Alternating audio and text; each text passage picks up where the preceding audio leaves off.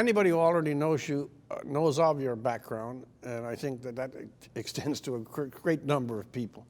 But just for saving us a bit of time, give me the compressed version of your originality in this field you started with and where you are now.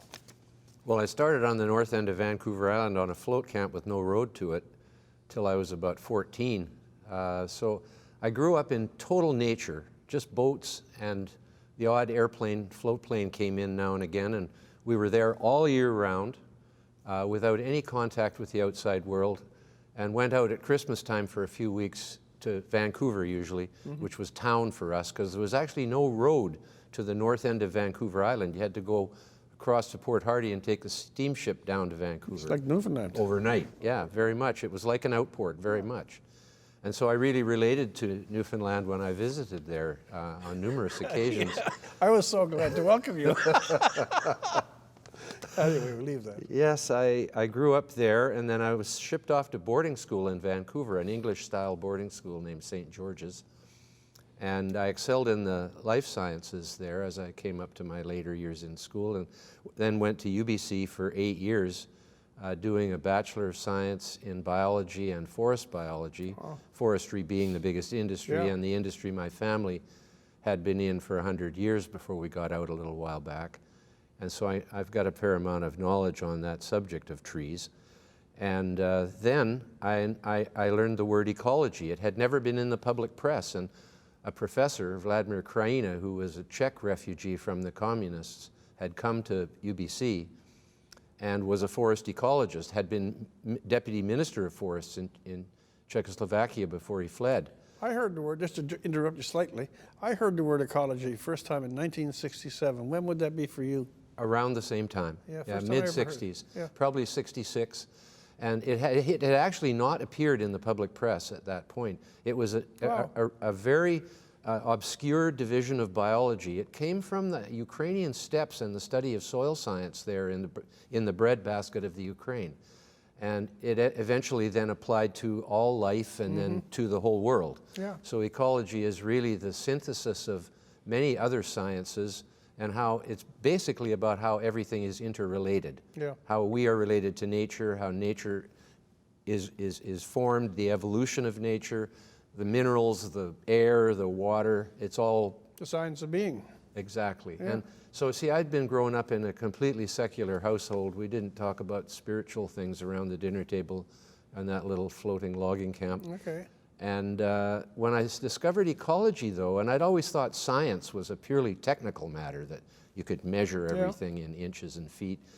And when I discovered ecology, I realized that through science you could gain an insight into the mystery of nature and the universe and the infinity of it, basically. You know, and because infinity is a strange concept, but if you think about how many interrelationships there are amongst all the moving parts of just this one little planet, it's a lot. And when, to go to the climatic moment in the early days, there have been others since, you're involved in probably what is still the most brand recognized ecological group or environmentalist group, Greenpeace.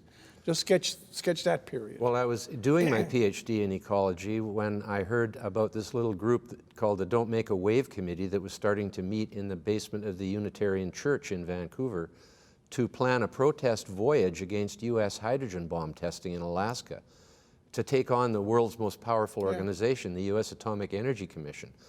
And I thought, gee, that'd be better than just sitting around here in a desk reading books and writing exams. I want to get up and do something about this. Because it was the height of the Cold War, the height of the Vietnam War, and the height of the threat of all-out nuclear war between the superpowers, and also the emerging understanding of ecology and environment was just happening then. And the youth movement. So Greenpeace became joining together the newly emerging consciousness of the environment with the long-standing tradition of peaceful or nonviolent resistance to what you thought was unjust or should be ended. Just another interruption. I, for a long time, thought, I don't like the organization, as you probably know, but I thought that that's probably the most either skillful or clever or most intelligent one-word name for any organization that identifies both cause and has appeal I don't know who fashioned it first, but it was a brilliant word. It came innocently at the end of a committee meeting. Bill Darnell, a carpenter and union guy, we were breaking up the meeting, and in those days you said peace is almost like see you later. Yeah. And he looked up and said, why don't we make it a Greenpeace? Just like that. Well, it is. It's of all that are out there, and there's a lot out there. That's the key one. Now then, we'll skip a lot because, again, biography is one thing, but at some point, even you, who are one of the originators, even though some are arguing with you these days, but you are one of the originators of the planet's most recognizable protest group. At some point, something happened, and you and it were no longer in sync. That's right. Well, we stopped the U.S. hydrogen bomb tests. We drove the French atmospheric nuclear tests underground. Then we went out into the Pacific. I was on 4 voyages, 4 summers in a row against the Soviet and Japanese factory whaling fleets. Then we did the baby seal hunt, which I think you're familiar with. I am indeed. And then we got into toxics. And that was a really good area to get in. The rivers of Europe were practically all dead. They didn't have a Clean Air Act or a Clean Water Act like the United States and Canada was bringing that in already by that time in the late 70s, early 80s. And so we worked on that a lot. But as we moved along, the piece sort of got dropped off the green piece, and now all there was green. And we started with a fairly strong humanitarian orientation to save civilization from all-out nuclear war. Okay. And that means you care about the people too. And by the time 10, 15 years was gone by, Greenpeace was starting to, and the rest of the movement too, was beginning to characterize humans as the enemies of nature, the enemies of the earth, as if we were separate from the rest of nature and should somehow be downgraded, morally downgraded. And I'm going like, that's just way too much like original sin for me. Like everything else is good, all the other animals and plants and rocks and everything is good, and humans are bad? No, I don't go for that. So that was the sort of overarching thing. I realized we had to develop an environmental policy that included the needs of people. Otherwise, it wouldn't be accepted very readily. And we were getting off into areas where I say you didn't have to be really a nuclear physicist to understand that we should end nuclear war. You didn't have to be a marine biologist about the whales. You just wanted to save the whales. But when it comes to toxic chemicals and chemistry and science in general, it helps to have a little bit of science. And I ended up as one of 6 international directors in Greenpeace for the last 7 years I was there, and not one of the others had any formal science education. They were basically political activists, social activists, entrepreneurs, because now you could actually make a living in the environmental movement, and so they were carving out a career in it, but no science. At what point, Greenpeace is the massive exemplar, but you've had experience with many, many groups. At what point does the original motivations, which I will quite readily acknowledge are either pure, it may be naive, but they're pure, and they're intent on what it is they're saying that they're doing. We want to do this, we want to clean up this river, and that we're going to protest it. But at what point, and it seems to happen a lot, does the attachment to the right cause become some sort of self-propelling thing, and suddenly the person backing the cause becomes, I don't know, not a dictator, but consumed by their own virtue, to the point that then they say, well, whatever disagrees with me, you're against all that's right. There's an infection there somewhere. There's 2 major aspects to it. One is that at a certain point, you have tackled all the really important subjects and won. We cleaned up the rivers in Europe. We stopped the whaling fleets. We drove the nuclear tests underground or stopped them altogether. So that's kind of the low-hanging fruit when you're an environmentalist. Very big issues. And eventually, when everybody agrees with all the reasonable things you're wanting, the only way to remain in a confrontational, adversarial, bad guys, good guys situation is to adopt ever more extreme positions, eventually abandoning science and logic altogether in political science or political activity that doesn't make any sense, like, for example, ending the use of fossil fuels worldwide. I mean, that is not a logical thing to do, but they're pushing it now. And so I wouldn't be any part of that. I know that that's not possible in our civilization, but they're saying it is. They're wrong. The other aspect of it is that many organizations start out as volunteers with a noble cause, but not too long after, if they're successful, they actually end up being a kind of business with a payroll to meet, and fundraising suddenly comes to the forefront as being the primary objective, and then it turns into a racket. Yes, and that's what happened with Greenpeace. They have turned into a racket.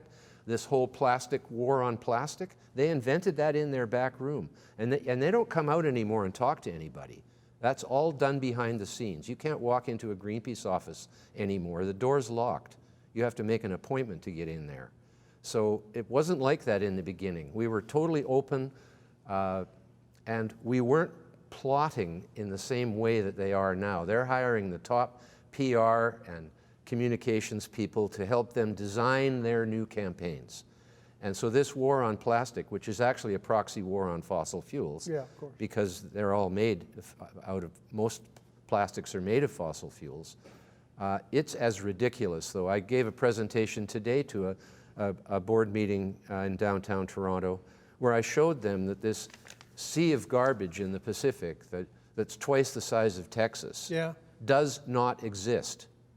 You can take a satellite photograph on a cloudless day of the whole Pacific Ocean, and there is nothing there except the Hawaiian Islands and Fiji, right? There is no giant patch of garbage out there. Doesn't exist. Yet, but no one can see from the land because it's way out, it's out in the Pacific Gyre, apparently.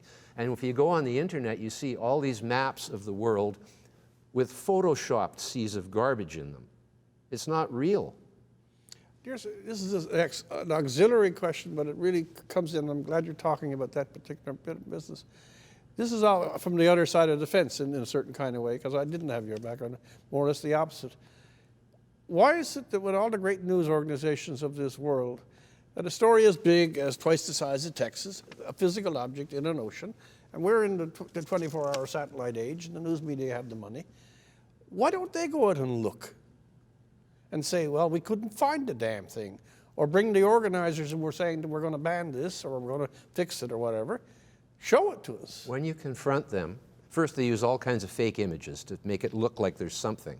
And they show birds cut open full of plastic, right? It's staged. No, there's no such possibility as that ever happening. And so there's all that.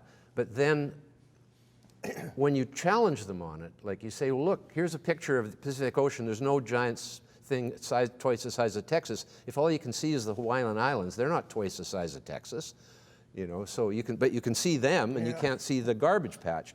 They say, oh, it's only the clear plastic that's in the garbage patch. Someone actually said that to me, as if it sorts itself out by color.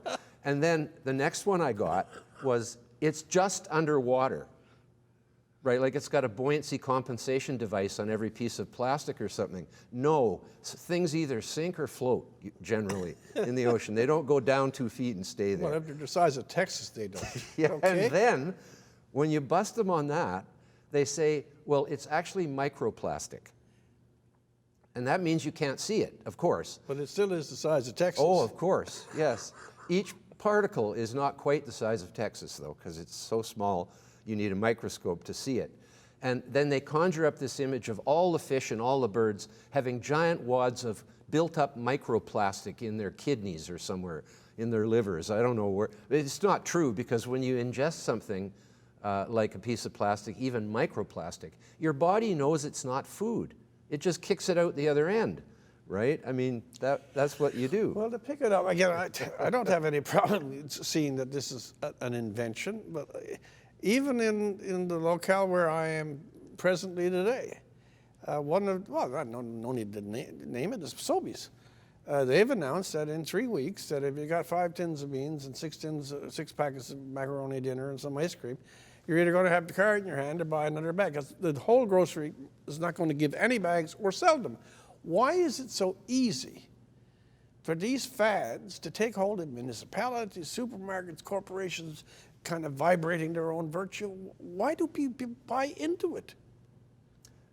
I guess they have too much time on their hands. Do they Rex. believe it? I'm not sure. Look at the straw thing. I know. Right?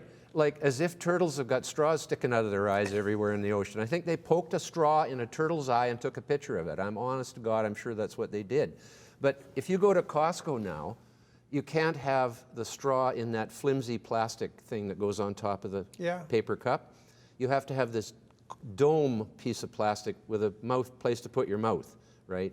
The dome thing has more plastic in it than the old thing did with the straw in it and the flimsy top.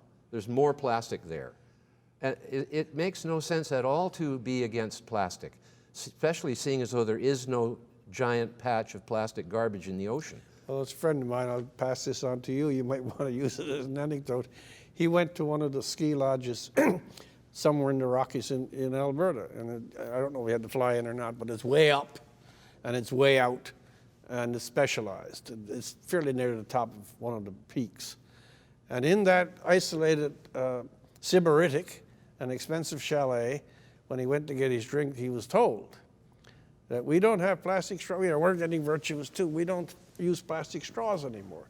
So he started to think, and he's on a mountaintop in Alberta, and they're worried about the seas and cramming straws into turtles' eyes. And he said, well, how is a straw getting from here to the Pacific? You'd be surprised. They're ingenious, those straws. Oh, yeah, they're animated. they're animated. They grow legs. Well, this leads to another easy thing. When you hear about the plastic bags or the straws or city councils, we're going to ban straws, and everyone goes, oh, this is wonderful. It gets on all the 6 o'clock newscasts. And then if you turn on the other moment, you got Greta Thunberg telling you got 5 years to live. How do you go from such trivia and such inconsequential gestures to apocalypse, all within the same messy mental cloud? I absolutely at a loss of words to describe my feelings about that. I mean, I cannot understand how the world could have come to that when the Enlightenment, was supposed to be about using logic and science to address public policy issues and just in general to address knowledge. And now we've got to this point. Like, what does it look like when the world comes to an end? Does it actually explode or what? How can the world come to an end? And they're saying those words. They're saying in 12 years. It will come to an end. 11 now. And of course it won't. I would make that prediction quite, positively, with great deal of... But when this claim is made so both vociferously and by the highest international organizations and by kind of totem spokespersons, and then the next day someone says, well, in Windsor, Newfoundland, we're going to ban plastic straws. There's no connection between the gesture and the imminent global peril. It's all CO2 that's causing this problem. Yes. Something that's invisible. And that's like the garbage patch. And so I've got a new presentation that I've started with an essay, and I've now got a full PowerPoint presentation called The Fake Invisible Catastrophes and Threats of Doom. And it turns out, Rex, I never realized it was quite this widespread until I started thinking about it again, that nearly every scare story about the environment is based on something that is either invisible, completely, like CO2, for example. What's ever bad in a GMO? Has anybody ever seen it on a plate? That's another scandal, by the way. Where is the thing that you're supposed to not eat? Yeah, where is it? And then, of course, there's remoteness, like polar bears. Yeah. No one can go and count them by themselves. So if something is invisible, remote, or both, like coral reefs, right? They're underwater, and only a few people go and see them, and very few people are actually studying them. Most of those are on government grants and are inclined to make it seem as though the reefs are in far more danger than they actually are, so they can get another grant next year to study them some more. Well, like the polar bears. And like the polar bears. And so it turns out that nearly every scare is based on something invisible, remote, or both, and that means that the public has to get its information from the activists, the media, and the scientists who are studying these things. They cannot verify it with their own eyes. And observation and verification are the basis of science. And replication. And replication, right? So they're in every case, they're picking issues that cannot be verified by the individual person in the world. And they're making up stories, like the stories about the Great Barrier Reef dying. In April of 2016, around the world shot the 93% of the Great Barrier Reef is bleached, which implied in the story that it was dying or dead. Yeah, of course. Right? Well, the actual fact, the data point under that, was that 93% of the reefs in the northern section of the Great Barrier Reef, there's northern, central, and southern, and the northern is the warmest. 93% of the reefs, maybe say there's 200 reefs, have experienced some bleaching. That was the actual data. So it could be 1% bleaching on each reef. Yeah. That would be some bleaching on 93% of the reefs. So that's how they exaggerated that, and it went all around the world on every network, like every day for weeks. And then the next year, the word was terminal. In 2017, the Great Barrier Reef is now terminal. And just like on the fake news on TV, every one of those stations uses the same phrase, like as if someone's given them the same talking point, or the same word to describe an issue. The same thing happens with the newspapers there. They use the word terminal, terminal, terminal, terminal all around the world. Within 18 months, the headlines were, Great Barrier Reef surprisingly is recovering, right? Well, it was never dead in the first place. And this guy, Peter Ridd, Professor Peter Ridd at James Cook University in Queensland, Australia, was fired a year and a half or two ago. Recall. And he went crowdfunding and got the money to defend him, to file a lawsuit against the university for dismissal, improper dismissal and defamation. And the judge in the federal court awarded him $1.2 million and had 18 points about what the university had done wrong in firing him. Yeah. The university has appealed using public money. It's going to cost Peter Ridd over $1 million to defend himself or to continue with the case at a higher court. He's going to get the money and he's going to win, because now 7 of the researchers at James Cook University are charged with fraud in the coral reef and other studies. And so I believe that the scientists in the coral reef cabal in the academic world in Australia, the reason they're doing this is so they can they're asking for $500 million a year for more research. Now you tell me how research can save the reef from dying even if it was, right? What are they going to do to prevent it from dying by studying it? This is liable to blow the lid off ocean acidification too. If you've heard that term, I'm sure. Yes, I have. It's totally bogus. It is absolutely a fabrication of, when the temperature stopped rising around year 2000 and the so-called hiatus or pause came along, they had to come up with something to keep the ball rolling on the climate change thing. And they invented this idea of ocean acidification, where increased CO2 would increase the acidity of the ocean. They always use that word. Actually, what they were really talking about was that it would reduce the alkalinity, because the oceans can never be acidic. They have so much buffering capacity and salts in them, like calcium and sodium, that they will always be basic or alkaline rather than acidic. Freshwater is generally a little bit acidic. The rainfall is acidic. It has no salts in it to make it basic. And so this is a total fabrication. There's no possibility that increased CO2 could cause any problem with the alkalinity or acidity of the oceans. And in fact, the least alkaline place in the oceans is the Humboldt Current off Peru, where there's high CO2, and it is responsible for 20% of the world's fish catch. So actually, CO2, just like in the air, where it fertilizes the trees and the crops and the plants, the higher it gets. Because every plant out there in the real world, if it's getting enough water and nutrients from the soil, it's starving for CO2, even at this level today. I got 3 things. One is just an incidental, but I don't want to let it go. Then I want to go a bit more general. When I hear our own government, and I'm not being partisan here, I'm not, but when I hear our own government reiterate for the millionth time that we must put a tax on pollution, and they say that carbon dioxide is a pollutant. What are they saying? They are saying that carbon dioxide shouldn't be there in those quantities because people first think that pollution is a science word. It's not. They also think it's dirt. Yes, but it's also a judgment. Yeah. It's people deciding that a certain thing shouldn't be there now. Yeah. Right? It's just like some things are not a pollutant. Like gasoline isn't a pollutant in your gas tank. It's meant to be there, right?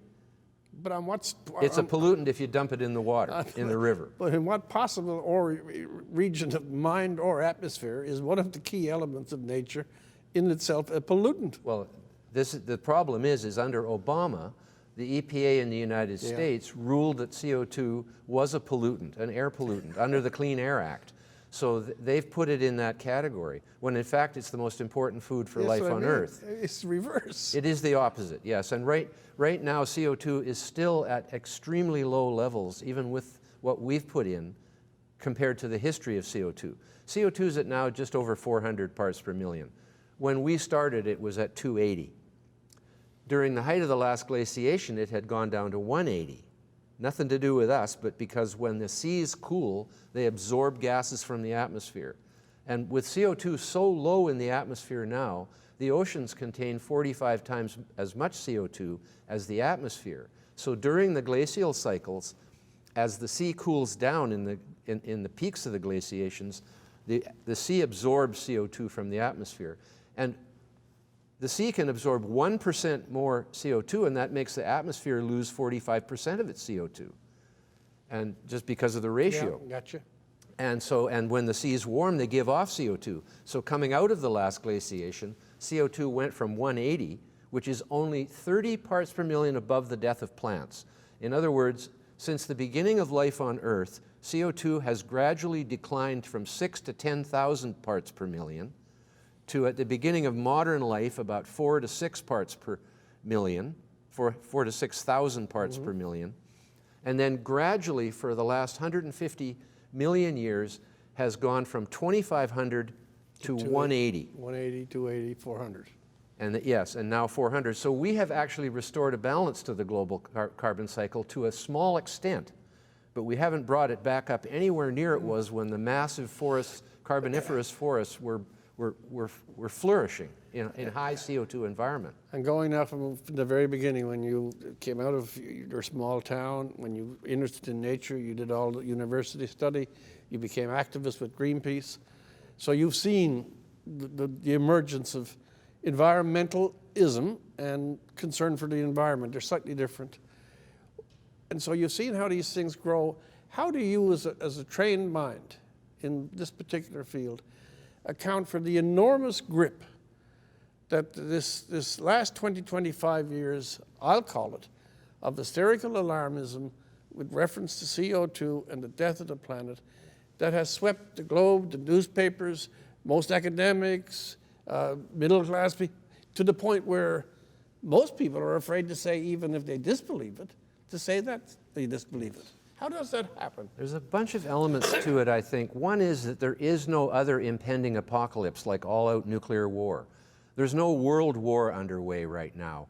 There was wars going back into history forever, always happening, huge conflicts happening all through history. We've had the most peaceful period in the history of humanity pretty well. Since 1945. Exactly. So that's one thing, is people don't have anything really bad other to worry about. And they actually need something bad to worry about. This is another problem. The end is nigh guy on the street corner has been there since the beginning of time, right? So the end times, apocalypse, doomsday is deeply buried in our brains. And whether that is a collective thing or whether it's just a projection of our own fear of death. You see, I don't buy into any of these things because I've never been afraid of my own death. But I think a lot of people are. And even if it's fairly deep psychologically, they think that when they die, that's the end of the world, I think. But that's one way of looking at it. Another aspect of it is the modern communication system has made it so that you have 5, 6 if you count Hollywood and the media as two separate things, or 5 if you count them as one and the same. More or less.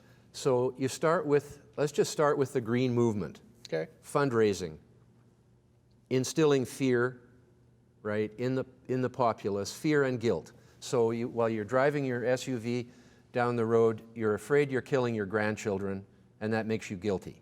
That opens wallets, right? So there's the fundraising campaigns of the whole green movement. Then you've got the politicians and the media. The politicians want this scare story. They're buying it, actually, because almost all the money going into climate change research is public money from politicians who want scare stories to scare the electorate and tell them they'll save their grandchildren from a certain death if they vote for them. And then the media needs sensation to sell stories, and of course the mainstream media is shrinking every day to smaller and smaller as the internet takes over. And organizations like Ezra Levant's and like the Post-Millennial, and there's a whole bunch of stuff. And and these are not fake news outlets. They're actually hard news, like it used to be in the mainstream media. So you've got the media participating willingly in this, in spreading fear. Then you've got the green business, who are... How large is that? The crony capitalists, the whole wind and solar industry. Now Tesla's doing really well right now, I see, but that all started with the same kind of thing, with billions of dollars of public money. So the rent seekers, right, there's a lot of them, and there's a lot of money involved in that all around the world now. I mean, the cost of climate change research is nothing compared to the cost of all these wind and solar facilities that are being built in response to the science, so-called science. So you've got them, and then you've got the scientists, the climate scientists. The opposite of climate scientist is climate denier. Right? That's the language today. So if I am skeptical, even though it doesn't matter how many qualifications in science I have, BScs and PhDs and years of study, it doesn't matter. If I don't buy into the narrative of the catastrophic climate emergency, then I am a climate denier as opposed to a climate scientist. What does it say? I'm going to stop you, not stop you, but I interrupt you again. What does it say that when to confute their opponents, that one of the purest causes that we know of, which is the environment, that the advocates of environmentalism picked one of the dirtiest words of the last century and associated with the dirtiest deed of the last century. Instead of saying, Patrick Moore, you're confused or you're a skeptic or whatever it is, no, the word Holocaust is silent. You're a denier, but you're in the same moral plane as those manic desperados who still hate the Jews and deny the greatest tragedy ever visited. What does that tell you about the cause that they use that level of absolutely gutless rhetoric? That they're intellectually and scientifically bankrupt and immoral. I think the immoral part is the part that I think is more interesting. It is. Because I would prefer to focus on the intellectually and scientifically bankrupt, because I like to argue facts, and morality is a bit squishier than but that. In the business of promoting a cause, rhetoric, in this particular case, is an index of either sincerity, cleanliness of mind. And if I can't deal with you without calling you the equivalent of a Holocaust denier, I don't know why you should listen to me. Well, I tend not to anymore, actually. I've kind of given up on the people that talk like that.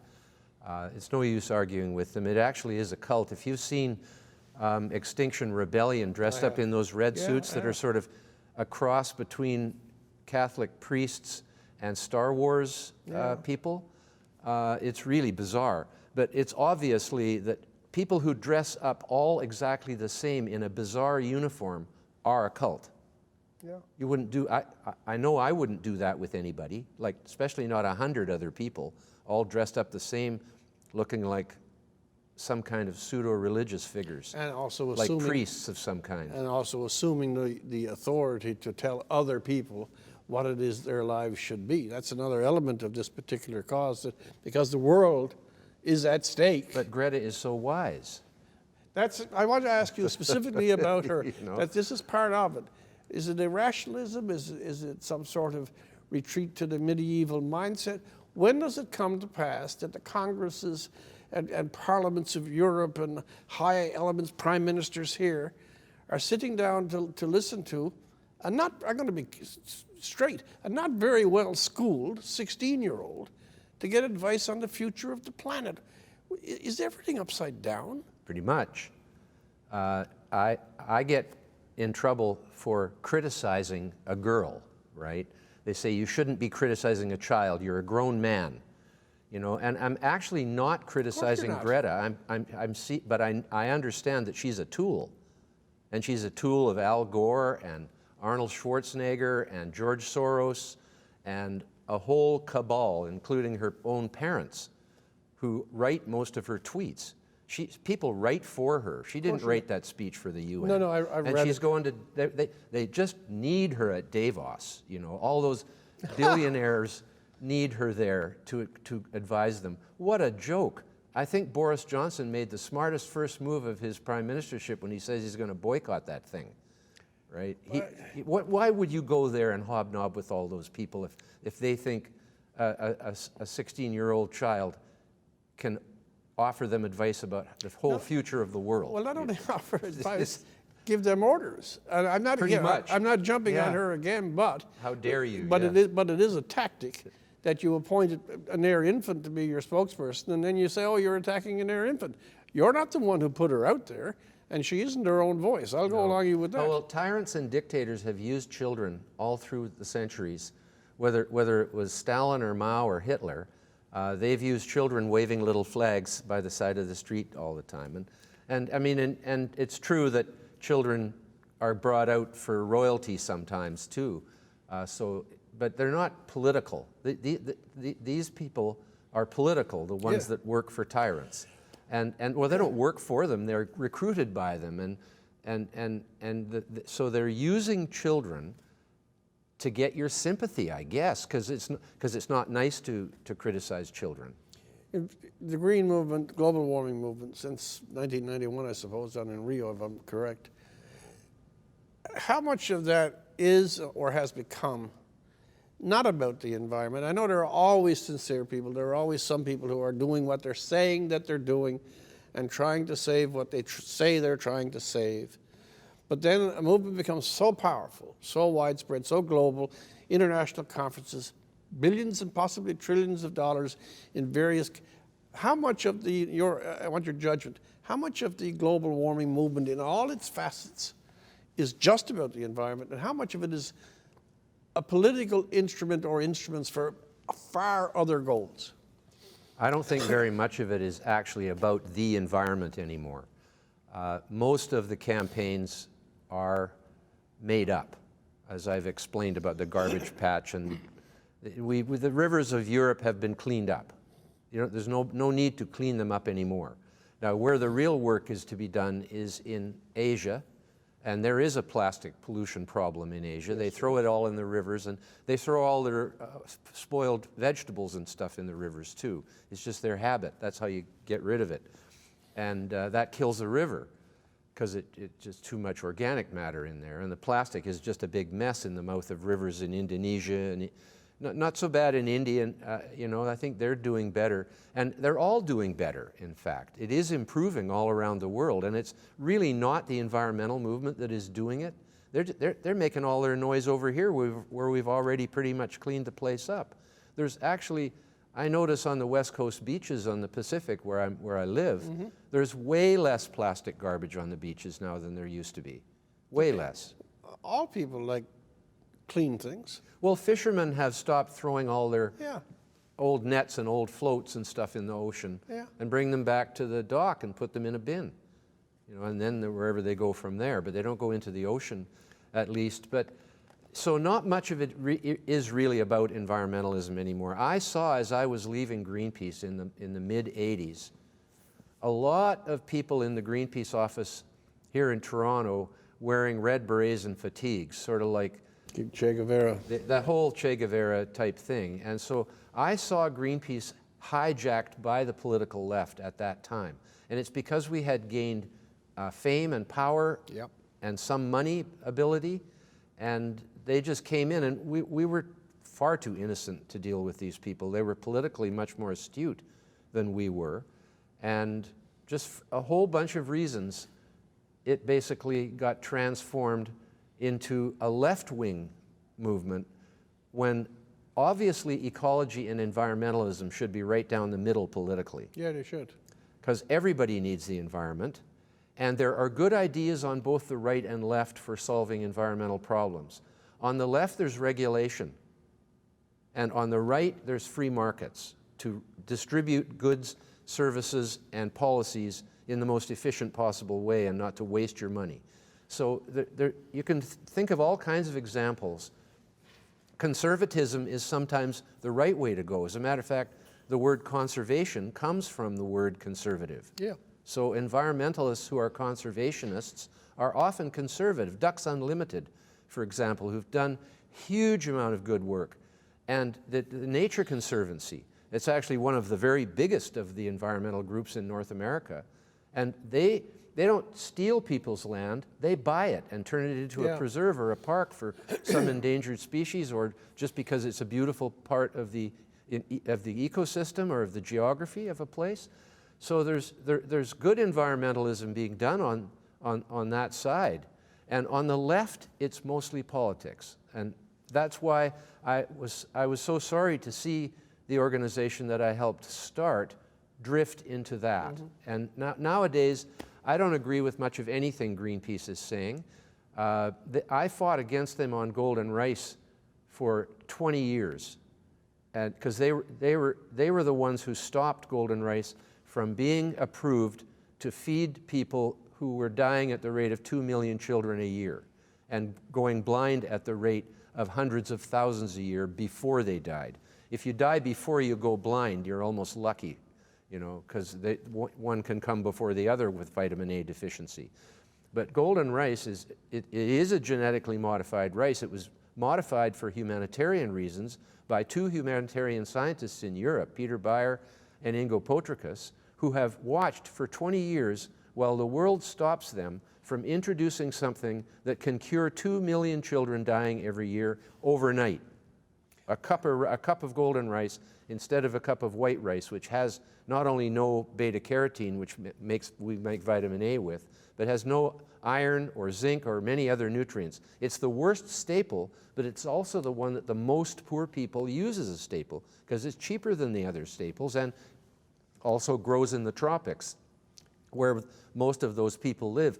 Now, if golden rice had been a cure for HIV/AIDS or for dengue or for malaria or for Ebola, it would have been approved within 6 months if it proved efficacious and wasn't killing people, right?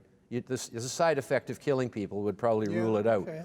But the side effect of all your hair falling out shouldn't rule it out if it saves your life, especially if your hair grows back again like with chemo. You know, so most medicines are meant to kill something that is trying to kill you. In other words, they're poisonous. And chemotherapy, for example, the whole idea is to give it to you in a dose that will kill the agent that's trying to kill you without killing you, right? And these people prevented this for 20 years, and finally in December 18th, just now, the Philippines has approved golden rice for food and fodder.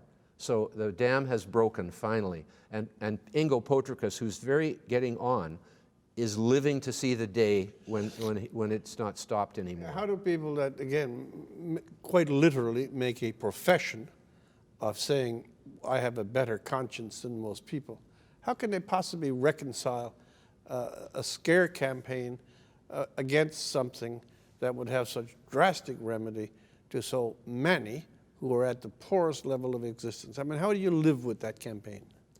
I'm sure glad I didn't have to. I was the first person to start a campaign for golden rice. By the time I started in 2013, it was in response to Greenpeace recruiting activists in the Philippines to destroy the International Rice Research Institute's rice field trials outside Manila. And they busted in all these kids and told them they should tear that out, the leftist kids. And they did do that. So I vowed that morning at my breakfast table with my family in Winter Harbor. My wife, Eileen, and my late brother, Michael, were there with me, and we vowed to start a campaign that would be active and to go to Europe and to go to Asia. And we did all those things in a 4-year period. We reached 100 million people through the media with positive message about golden rice, and that helped to change the way things eventually went for its final approval. But it's just ridiculous that it took 20 years for this to happen. You know what Greenpeace said? They said it might cause unforeseen health problems. That was one of their objections. The only other objection was that it might cause unforeseen environmental problems. Well, that's always the case, isn't it? Really? Yeah. You know, all it was rice with beta-carotene in it. Every green plant is full of beta-carotene. Every plant needs beta-carotene, and we need the beta-carotene to make vitamin A with. So corn is yellow because of beta-carotene. Carrots are orange because of beta-carotene. Eyesight, go blind. You don't eat enough carrots, you go blind. You know, it's true. It's actually true. And they said there'd be unforeseen health effects by curing 2 million children from dying. What are we, I'm switching. I don't know how they came to that conclusion. But it's in the same analogous path of logic.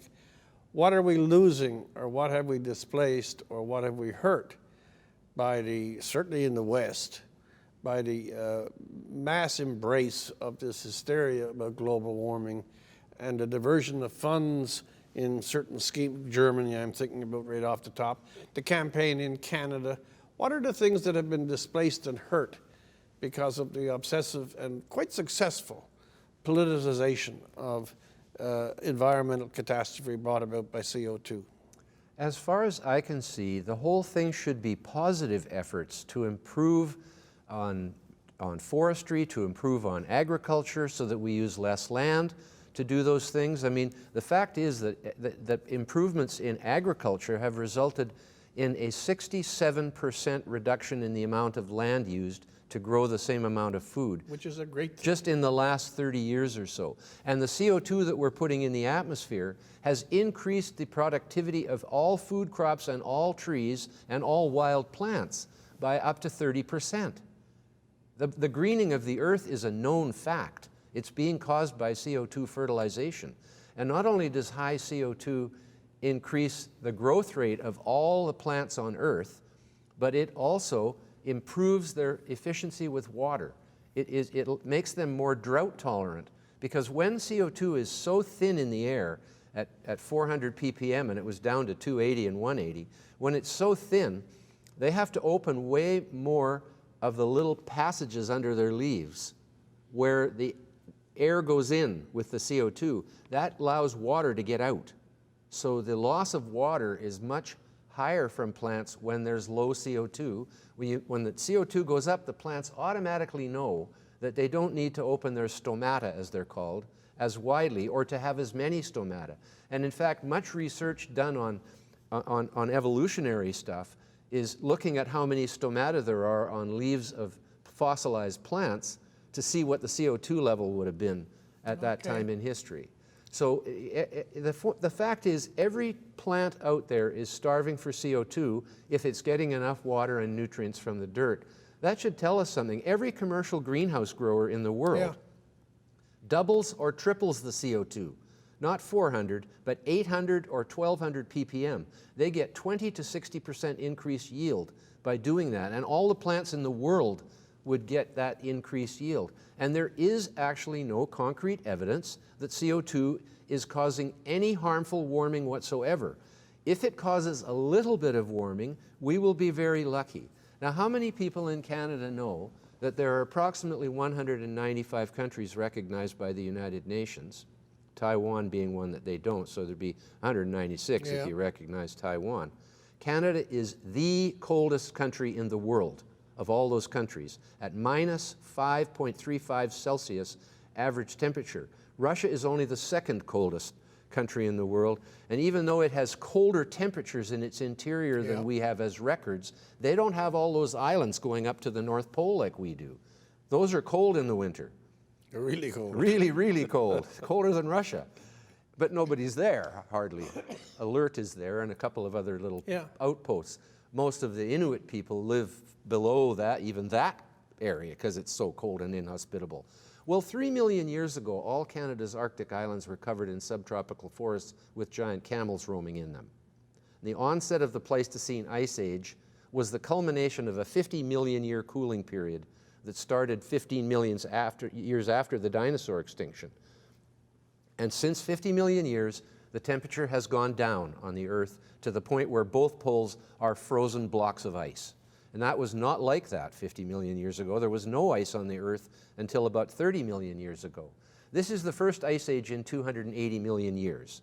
The Earth has never been this cold as it is today. Even this is an interglacial period. The poles are still totally covered in ice. This is just a bit of respite from the major glaciation times. So it goes up and down in 100,000-year cycles. We're in one of the up cycles and beginning to go down again. It's very clear from the graphs that the Greenland ice cores in particular show that we have already begun the gradual descent into the next major glaciation. We may need the warming. We could really use some warming, and it would be nice if doubling and doubling again CO2 would cause some, but there is no evidence in the historical record that that will happen. I want to go a little bit particular. This is, from my perspective, is not as informed as yours at all. But I'm just looking at the campaign against the Alberta oil sands, the campaign against, I'm purely Canadian. Canadian oil, Canadian industry, Canadian forestry to a degree as well. I often wonder, A, because Canada is, in terms of this particular problem, 1.6 I think is the number, we are such a small contributor to whatever they say is a peril. You have China, India, vastly more significant in terms of what they would be putting out. What is the point, A, of Canada even pretending that it has leverage in this? This is the government position. Our number one priority is global warming. I mean, it's insane if you only own 1% of it and they're not going to change that much. Secondly, well, how about if you're the coldest country in the well, world? I've heard what you said. And at the same time, that whatever we bring in with carbon taxes and everything else, even if we reduce by some minuscule fraction, whatever China does in a week wipes it out. What is the rationale behind this? Yes, because no even if their story is right, which it is not, it would make no difference. That's the point. I mean, yes. But how do we have a whole politics? That is media? virtue signaling at a national level. And the point about the oil sands, I mean, I have two main points to make tonight when I'm speaking. I only have 5 minutes, but that's enough for me to say first that point about Canada being the coldest country in the world. And people in Brazil and India and China and Nigeria are not as worried about global warming as people in the coldest country in the world are, and Sweden. Actually, though, I think the Swedes are catching on to Greta's capers too, because they just came out with about a 65% of the population, the highest of anything, about what the biggest waste of money was last year in Sweden. It was the climate change stuff. 65% in Sweden. In Sweden, yes, and I wouldn't be surprised if you get a similar thing here, but I don't know, Central Canada seems to really be worried about climate change, and I don't understand why. And Is it the Canadian population, or is it the clerisy, the academic, the journalistic, the political, the aides?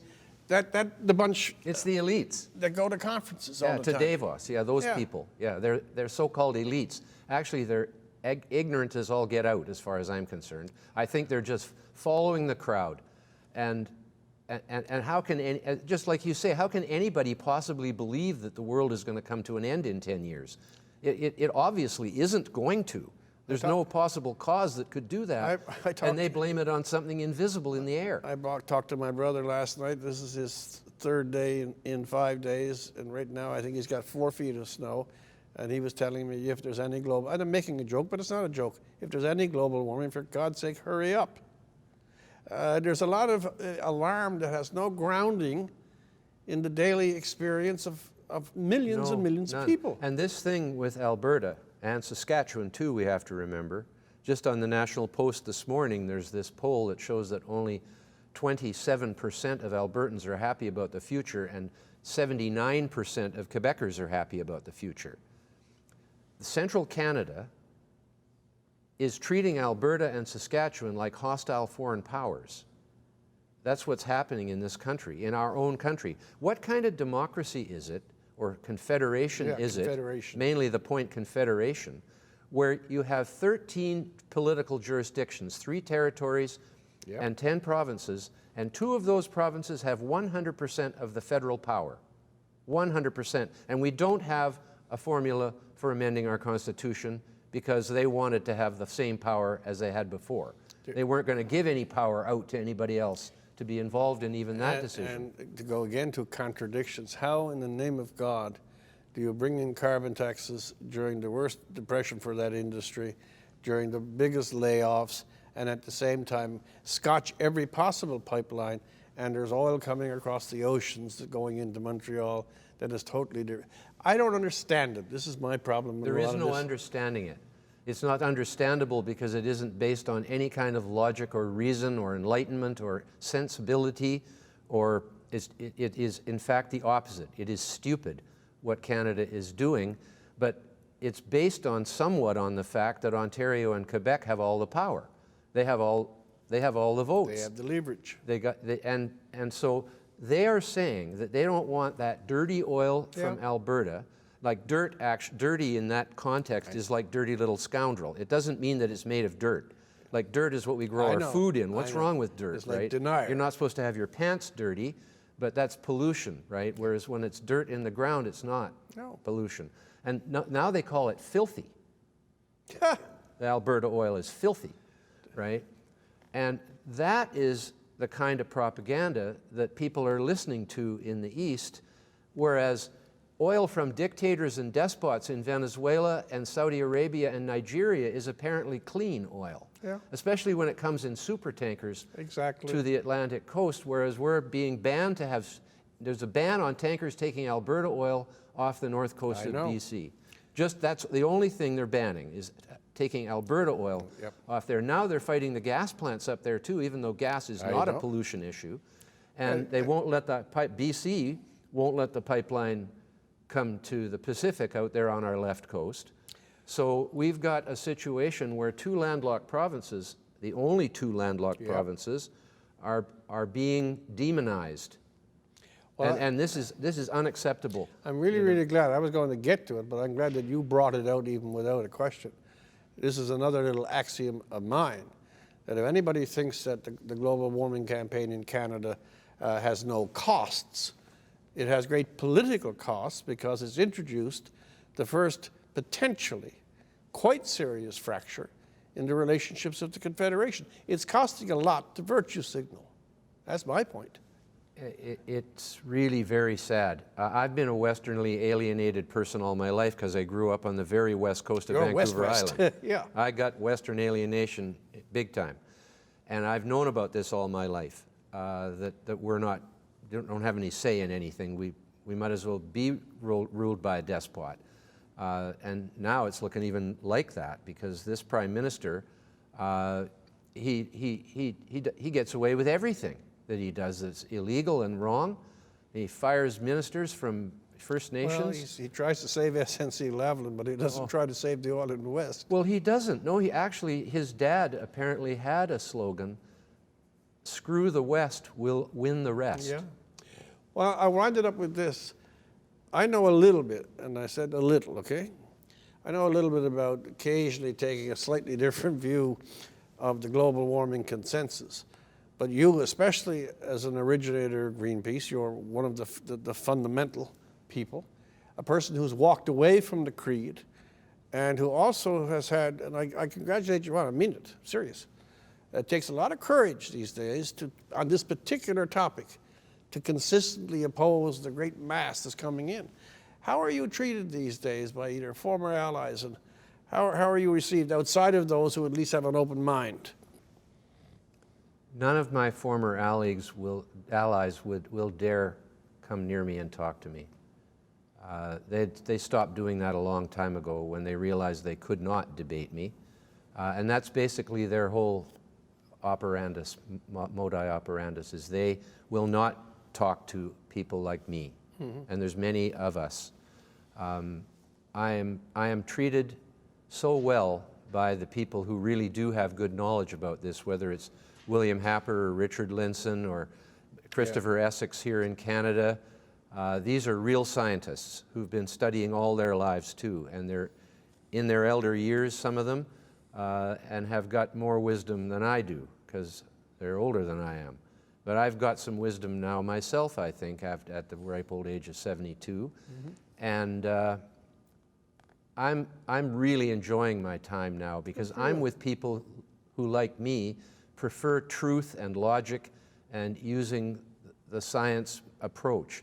And when people call me a skeptic, I wear it as a badge of honor because the whole purpose of science is to be skeptical. it is. And that was such a ridiculous thing for them to use the word skeptical about scientists as if it meant there was something wrong with you. As a negative. Yes, they do though. And it is my duty to be a skeptic as a scientist, That's really good. as Galileo was. Yeah. And I hope they don't put me under house arrest for the rest of my life. Well, the Inquisition's on the other side. Dr. Moore, I thank you very, very much. Rex, it's a pleasure. And I apologize for 50 years ago. Oh, no, so do I. Thanks So do I. Oh, it was fun both times. It was.